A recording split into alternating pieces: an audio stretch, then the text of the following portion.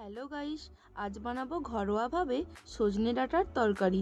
তো প্রথমে বড়িগুলো আমি ভেজে নিলাম, তারপর দিলাম আলুগুলো ভাজা হয়ে আসলে দিয়ে দিলাম বেগুনগুলো, তারপর কড়াইতে দিলাম পরিমাণ মতো গাজরগুলো ভাজা হয়ে এসেছে। এরপরেই দিলাম সজনে ডাঁটাগুলো ভাজা হয়ে এসেছে।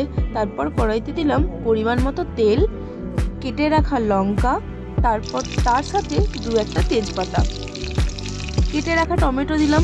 টমেটোগুলো ভাজা হয়ে আসলে দিয়ে দিলাম পরিমাণ মতো পেঁয়াজ কুচি, দিয়ে দিলাম বেটে রাখা আদা, তারপর দিলাম লঙ্কা গুঁড়ো, জিরে গুঁড়ো, আর দিলাম 1 চামচ হলুদ গুঁড়ো।